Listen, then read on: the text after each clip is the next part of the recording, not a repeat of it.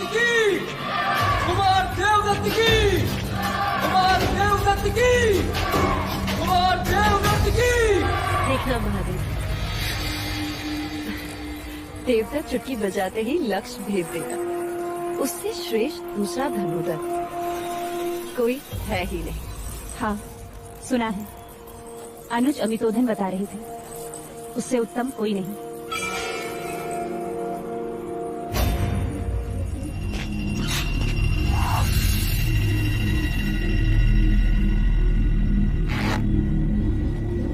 रुक जाइए गुरुदेव।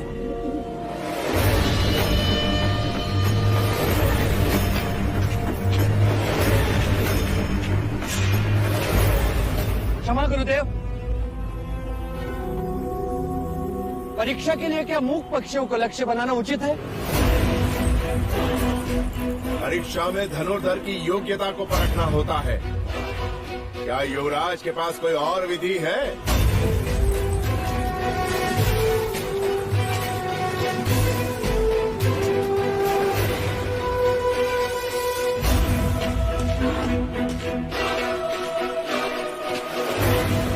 लगाइए लक्ष्य स्थल पर। जो जितना केंद्र के निकट होगा उतना ही दूसरों के आगे।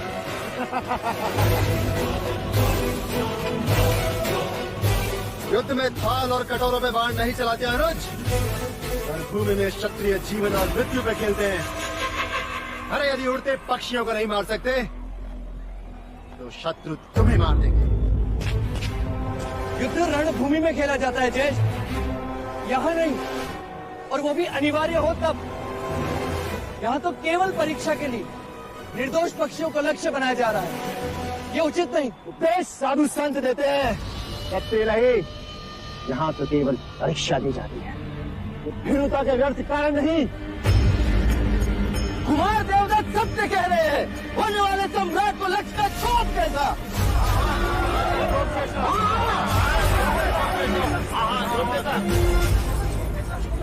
युवराज, वैसे भी आपको शस्त्र विद्या में रुचि नहीं है।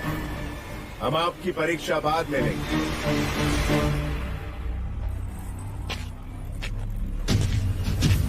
गुरुदेव, आज एक नहीं दो पक्षी उड़ाइए। मैं दोनों लक्ष्य एक साथ भेजूंगा।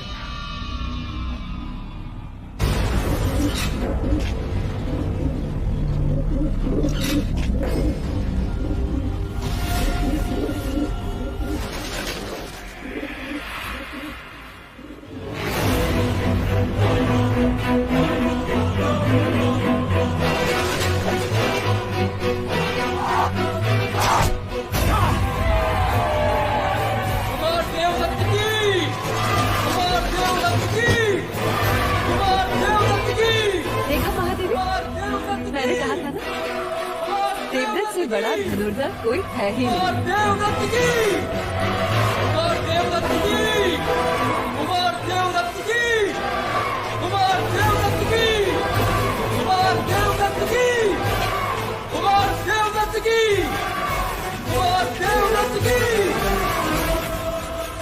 जाओ, अब तुम्हारी बारी है। एक बार अपने तीर से उड़ते हुए रक्त को देखो, कितना आनंद मिलता है। जाओ। सिद्धार्थ, अब तुम्हारी बारी है।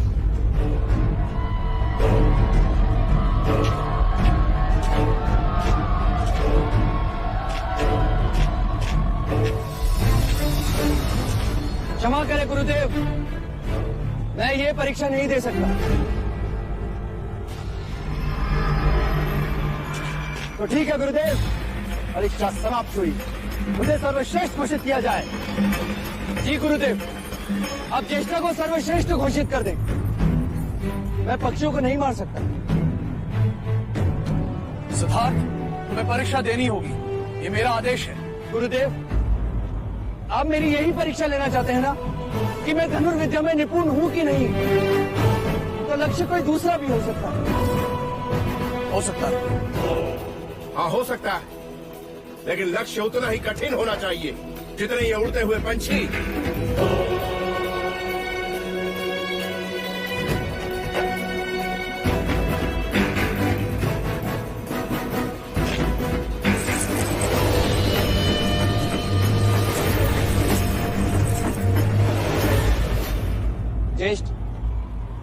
आप इसे अपनी पूरी शक्ति से ऊपर उछालिए, इतना ऊपर उछालिए कि ये मोती बिंदु के रूप में भी ना दिखाई दे।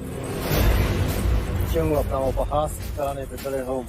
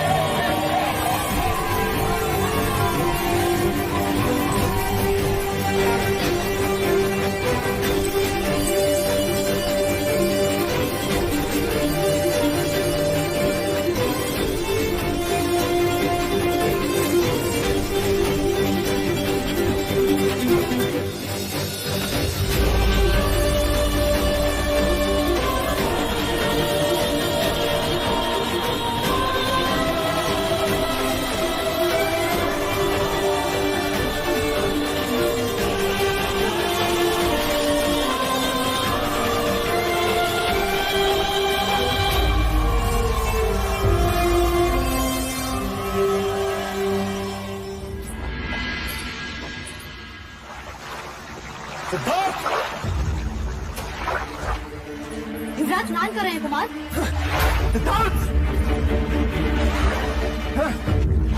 अपने आप श्रेष्ठ घोषित करना था तो अहिंसा का ढोंग क्यों किया? सबके समक्ष मुझे क्रूर दिखाने के लिए? अरे क्या तो मैं भी पक्षियों की जगह तुम्हारे गले के मोती को भेज देता, लेकिन मुझे तो मेरी प्रिय अनुज ने अवसर तक नहीं दिया। इतना बड़ा कपट! ज्येष्ठ, मैंने तुम्हारे साथ कोई कपट नहीं किया और तुम तो बचपन से जानते हो कि मैं पक्षियों को लक्ष्य बनाने का विरोधी हूँ। हाँ, तुम तो बड़े अहिंसावादी हो। अरे मत भूलो सिद्धार्थ, प्रत्यक्ष नहीं पर परोक्ष है जो तुम भी हिंसा करते हो, लोगों की भावनाओं की हत्या करते हो तुम, हत्यारे हो तुम। याद रहे सिद्धार्थ, दंड युद्ध में तुम मेरे समक्ष होगे और वहां तुम्हें मुझसे युद्ध करना ही होगा। और ये दंड युद्ध ये सिद्ध करेगा कि कपिलवस्तु के गुरुकुल का सर्वश्रेष्ठ योद्धा कौन है।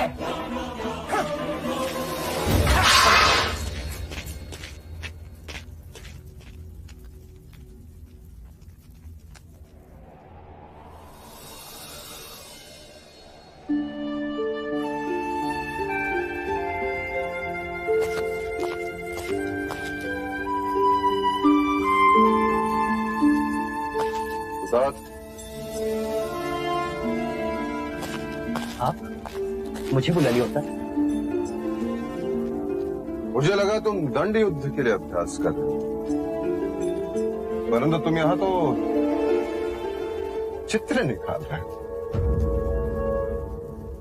ये लाल रंग क्षत्रियों के उंगलियों पर अच्छा लगता है पुत्र, परंतु ये लाल रंग शत्रु के रक्त का होना चाहिए, ना कि चित्रकारी का।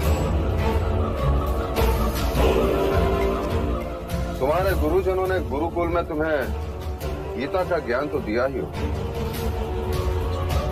पूर्ण कंठस्थ है।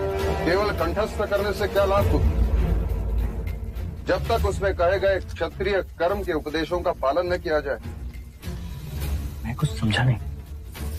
तुम्हारे अहंसिक विचार सुनकर मुझे बड़ा खेद हुआ। जब तुम एक पक्षी को नहीं मार सकते तो युद्ध में शत्रु को क्या मारोगे? अहिंसा की बातें दुर्बल करते हैं, क्षत्रिय नहीं पुत्र। और तुम एक क्षत्रिय हो, तुम्हें क्षत्रिय धर्म का पालन करना ही चाहिए। शाक्य कुल के भावी राजा हो तुम, अपने कुल की रक्षा के लिए न जाने कितने युद्ध करने पड़े तुम। कब तक क्षत्रिय एक दूसरे से युद्ध करते रहेंगे? राज्य की रक्षा करना उनका उत्तरदायित्व होता है पुत्र। पर क्या राज्य की रक्षा केवल युद्ध से की जा सकती है? विचार विमर्श के द्वारा भी तो प्रश्नों का हल ढूंढा जा सकता है। कायरता की बातें क्षत्रिय नहीं करते पुत्र। एक मनुष्य दूसरे को मारे, उसमें वीरता कैसे? अंत में कौन किस पर राज करेगा? अंत में वही राज करेगा जिसके हाथ में तलवार होगी पुत्र। और वो तलवार मैं तुम्हारे हाथ में देखना चाहता हूँ। एक चक्रवर्ती राजा के रूप, सम्राट के रूप में देखना चाहता हूँ। ये मत भूलो कि तुम शाक्य कुल के उत्तराधिकारी हो। प्रलय के समय यदि केवल एक ही मनुष्य को जीवित रहना पड़े तो वो केवल तुम्हें होना चाहिए पुत्र, केवल तुम्हें।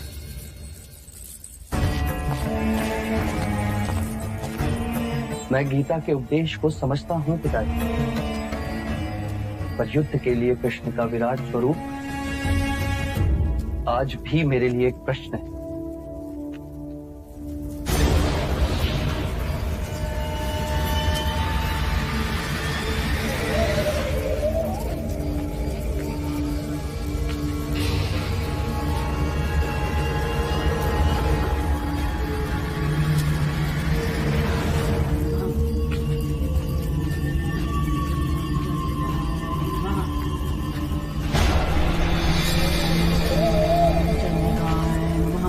आ गई तू, कब से प्रतीक्षा कर रही थी। प्रणाम दादी। दादी, मंजली रानी आई है।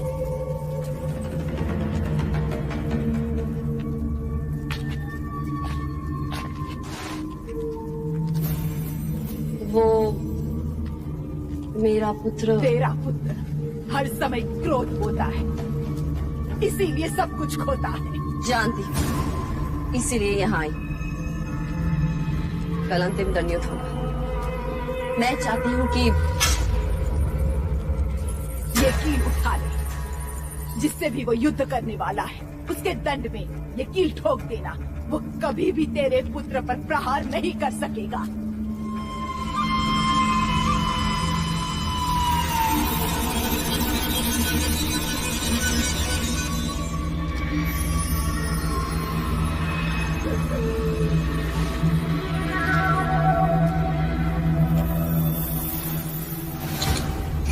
ले जा इसे।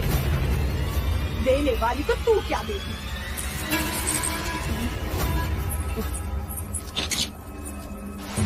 दादी, हम चलते हैं। देवी, चलिए।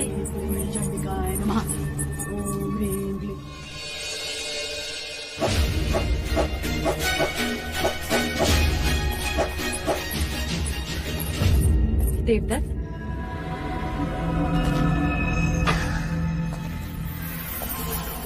ये ले, तेरे लिए लाई। ये क्या है माँ?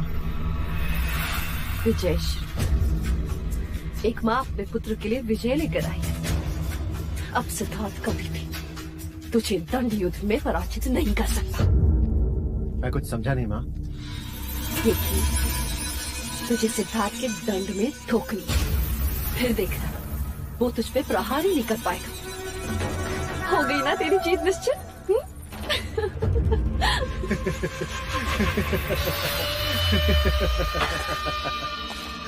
माँ, मुझे जीत याचकों की तरह झोली में नहीं, अपनी मुट्ठी में चाहिए। यदि आप कहें तो ये कील सिद्धार्थ की हथेली में ठोक दूं, यदि कहें तो तलवार से उसका सर उड़ा दूं माँ। लेकिन इस तरह ये टोड़ने टोट के करके मुझे विजय नहीं होना। मैं एक शूरवीर क्षत्रिय हूँ, मुझे जीतना है और मैं जीतूंगा। और जीत का महत्व तब होता है जब एक योद्धा अपने शौर्य और वीरता से युद्ध को जीते। लेकिन आप ये नहीं समझेंगे, क्योंकि आपको अपने पुत्र की योग्यता से अधिक विश्वास इस कील पर है।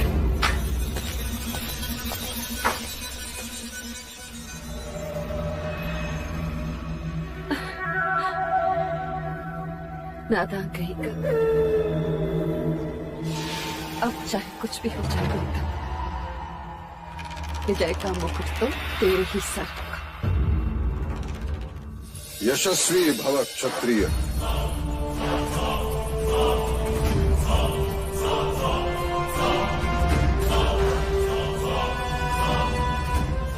मंगला दीदी का भी आशीर्वाद लोगे। अरे मेरा आशीर्वाद तो सदैव तुम्हारे साथ है पुत्र, पर आज तो मैं तुम्हारे इस शस्त्र को भी आशीर्वाद देना चाहती हूँ।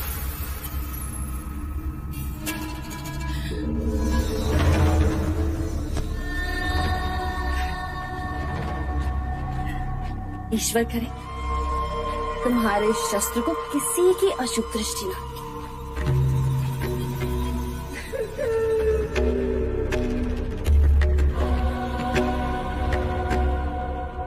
ईश्वर तुम्हें देवदत्त का सामना करने की शक्ति दे। लो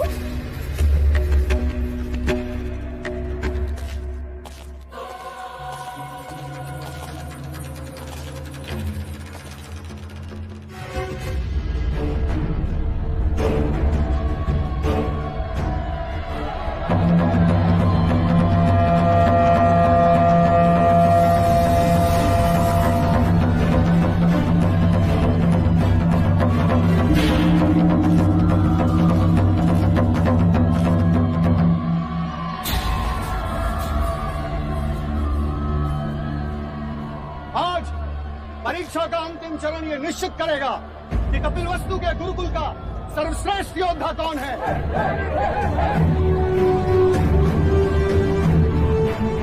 तो परीक्षा के अंतिम 2 प्रतिस्पर्धी अपनी दंड विद्या का परिचय देने पधार रहे हैं। राजा द्रोणोदन के सुपुत्र कुमार देवदत्त।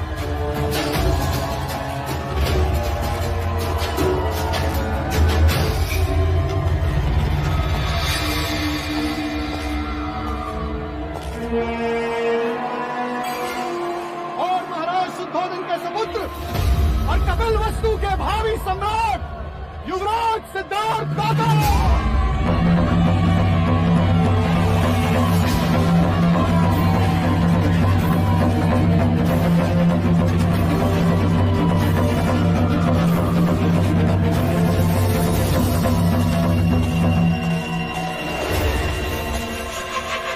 ये लो दंड और कर लो अपनी मंशा पूरी।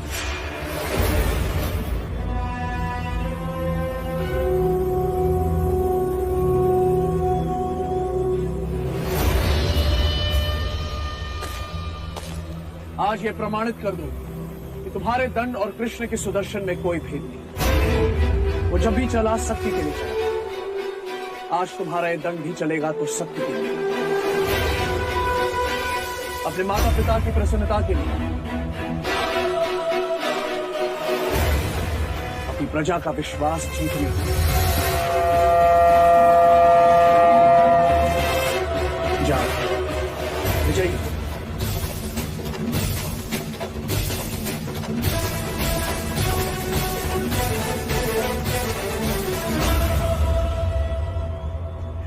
कौन दिन तू लाख चतक कर, परंतु युवराज के साहस पे तो मैंने पराजय की कील ठोक दी।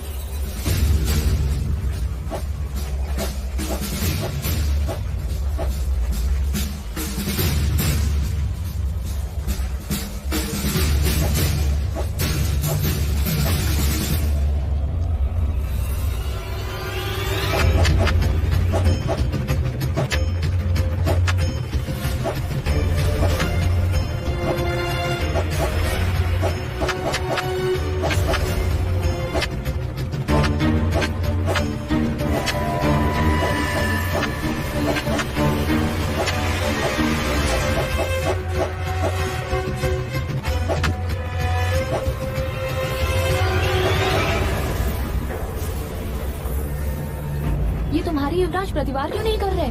तुम्हारे युवराज मतलब? युवराज तुम्हारे भी तो हैं। हाँ, मेरे भी तो हैं।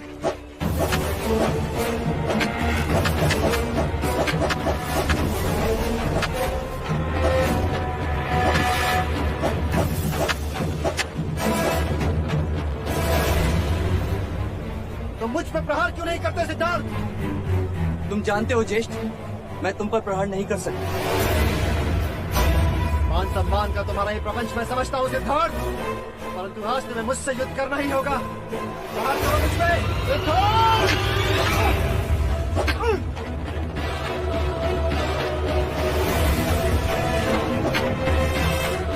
सिद्धार्थ प्रहार करो या अपनी हार स्वीकार करो।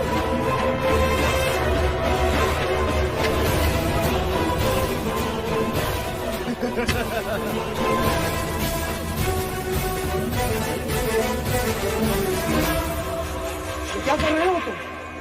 कपिलवस्तु के भावी सम्राट के हाथ कांप रहे हैं गुरुदेव। सिद्धार्थ, मैं ज्येष्ठ पर प्रहार नहीं कर सकता गुरुदेव। आचार्य कौंडिन्य, तो क्या मैं देवदत्त को कपिलवस्तु का सर्वश्रेष्ठ योद्धा घोषित कर दूं? नहीं, मुझे भीख में नहीं चाहिए। मुझे तुम्हें प्रहार करना, ये युद्ध नहीं केवल एक परीक्षा है। गुरुदेव, मैं चाहकर भी हाथ नहीं उठा पाऊंगा। तुम सबके समक्ष ये स्वीकार करो, तुम कार हो। मेरी प्रतिभा से भय लगता है तुम्हें, स्वीकार करो। सिद्धार्थ, अब तुम्हें किसी एक विकल्प का चयन करना है। या तो तुम्हें प्रहार करना है, या फिर आज के बाद आचार्य कौंडिन्य को भूल जाना है। मैं तुम्हारा गुरु नहीं और तुम मेरे शिष्य नहीं। गुरुदेव, यदि तुम इस परीक्षा में विजय ना हुए तो मेरा सिखाया सब मिथ्या है। ना समझ पशु पक्षी भी समय आने पर चुनौती स्वीकार कर लड़ने को तैयार हो जाते हैं। तुम तो मनुष्य हो। मत भूलो, अतल वितल भूतल पर जन्म लेने वाली प्रत्येक आत्मा कर्म के अधीन है, कर्माधीन है। पर ज्येष्ठ, इतने भावनाशील मत बनो सिद्धार्थ। केवल अपना कर्म करो। याद रखो, बादल का मूल्य वर्षा से, पेड़ का मूल्य फल से, तलवार का मूल्य धार से, उसी तरह एक क्षत्रिय का मूल्य प्रतिभावान योद्धा बनने से।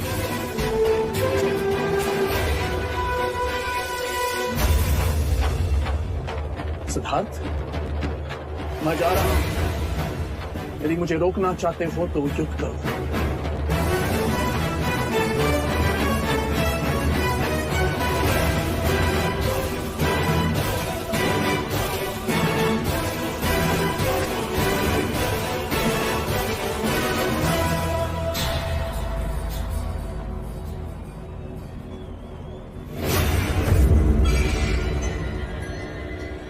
अतल वितल भूतल पर जन्म लेने वाली प्रत्येक आत्मा कर्म के अधीन है, कर्माधीन है। केवल अपना कर्म, केवल अपना कर्म।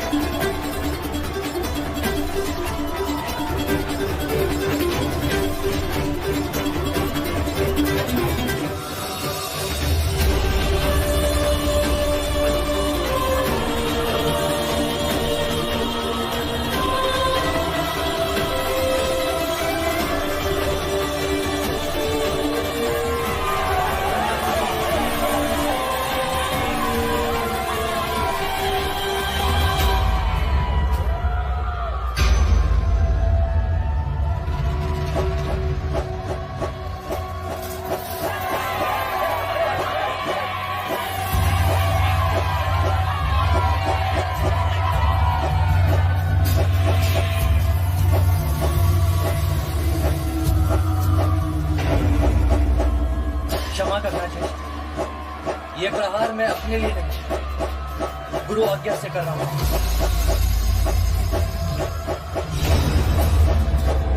पहला प्रहार गुरु के लिए,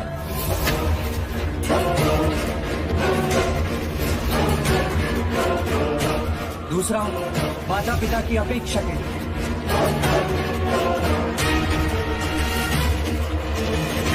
तीसरा प्रजा का विश्वास पाने के लिए,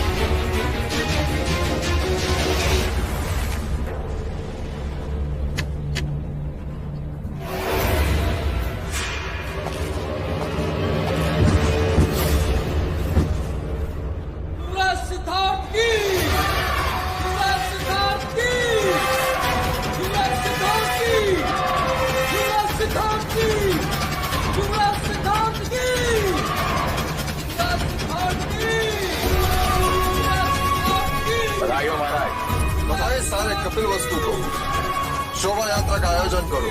सेनापति जी महाराज। ऐसा कुछ करो कि शाक्यों के राजकुमारों की कीर्ति मगध और कौशल राज तक पहुँचे।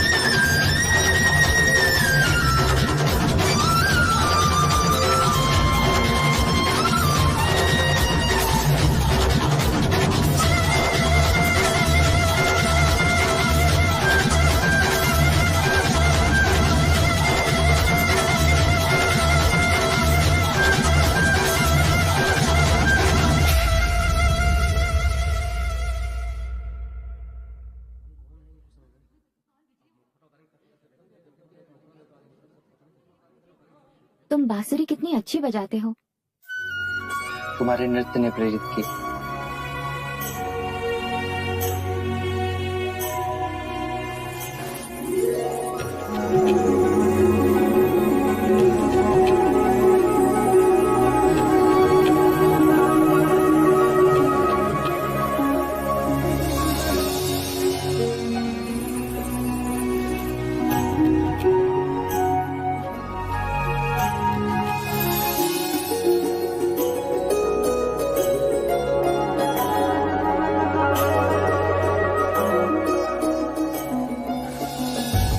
कौन हो तुम?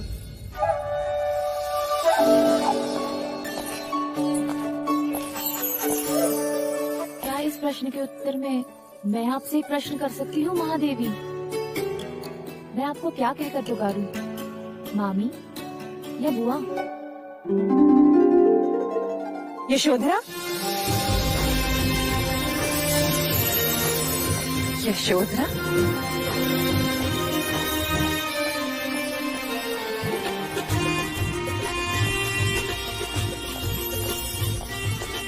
तुम यशोधरा ही हो ना? क्यों? चौंक गए ना सब? हो गई ना सबकी आंखें चौड़ी, खिलाई सबकी होठों पे हंसी। कहा था मैंने माँ से, देखना मुझे देखकर सब बहुत खुश होंगे। आप खुश नहीं हैं? हाँ, पर देवदा से यहाँ तक तुम अकेले? मैं अकेली कहाँ हूँ बुआ, मेरे साथ मेरा विश्वास था, आप सबसे मिलने की इच्छा थी, और फिर आप सबको भी तो मेरा इंतजार था या नहीं? हाँ किंतु महाराज दंडपानी ने तुम्हें रोका नहीं? होते तो रोकते ना मजले मामा, वो तो वैशाली गए हैं। और माँ? माँ सासे वहाँ देवदा में ले रही हैं, पर उनका मन यहाँ कपिल वस्तु में घूम रहा है। तुम्हें इस तरह अकेले नहीं आना चाहिए था। माँ ने भी यही कहा था बड़े मामा, पर अब मैं बड़ी हो गई हूँ, कुछ कर्तव्य मुझे भी तो निभाने चाहिए। कर्तव्य? कैसे कर्तव्य? दूरियां मिटाने के। 10 वर्ष हो गए बुआ, आपने अपने भैया को नहीं देखा और माँ ने अपने भैया को।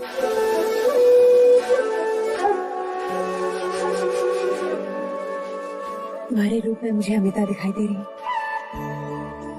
और तुम्हारे शब्दों में उसे सुन रही हूँ। मैंने तो कह दिया था माँ से कि मुझे जाने दो, मामा और पिताजी के बीच जो भी अनबन हो, पर मैं बन बन करके संबंध बनाकर ही वापस आऊंगी। यशोधरा, तुम यहाँ तक आ गई और तुम्हें किसी ने रोका नहीं? हाँ मंगला मामी, नगर द्वार पर चन्ना से भेंट हुई तो वो मुझे नगर ले आया, और राजप्रसाद के बाहर लोशिका मिली, वो मुझे भीतर ले आई। हाँ महादेवी, मेरे पास आकर कहने लगी पहचाना? मैंने कहा नहीं, तो कहने लगी 10 वर्षों के बाद आई हूँ, मुझे पुष्प पसंद है और मेरे हाथी का नाम कुंज है, मैं तुरंत पहचान गई गोपा। लोशिका, ये मैंने क्या कह दिया? गोपा? हाँ महादेवी, महारानी अमिता इन्हें प्यार से गोपा कहती है, लेकिन ये बात किसी को नहीं पता, लेकिन मैंने सुन ली थी। लोशिका,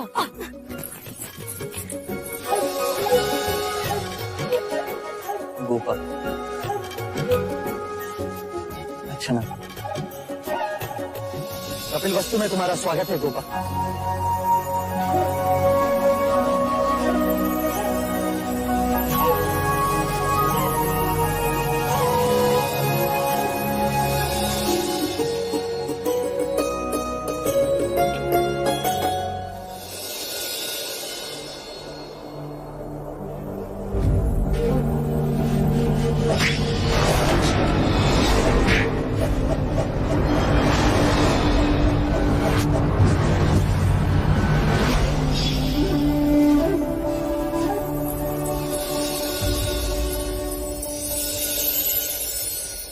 ये अच्छा स्वागत है। शास्त्र कहते हैं अतिथि देवो भव, पर यहाँ तो विपरीत है। ये अतिथि अपने अतिथ्य को ढूंढते ढूंढते थक गई। मुझे लगा तुम अभी भी सबसे मिलने में व्यस्त हो। सबसे मिलनी, केवल तुम शेष हो। ज्येष्ठा से मिली? हाँ, वो भी पराजय पर बहुत क्रोधित है। जानता हूँ, वो अपनी पराजय को सहज स्वीकार नहीं कर सकते। और तुम भी तो अपनी विजय का आनंद नहीं मना रहे। ऐसा क्यों कहती हो? स्वयं से पूछो, सब कुछ छोड़कर यहाँ अकेले आकर बैठ गए। कोई काव्य की रचना कर रहे हो? नहीं, जब मेरा चित्त प्रश्नों के अधीन होता है तो मैं यहाँ उत्तर खोजने चला आता हूँ। प्रश्न? कैसा प्रश्न? यही कि अमावस्या की रात से भी काला क्या होता है? इतना साधारण प्रश्न, अमावस्या की रात से भी काला होता है। स्त्री की आंखों का काजल।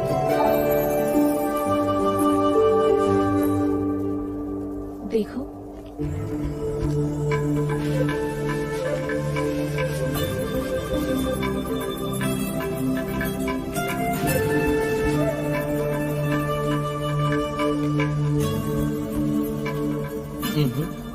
कलंक। आप बताओ, जल से पता क्या होता है? प्रेम। सच कहा ना मैंने?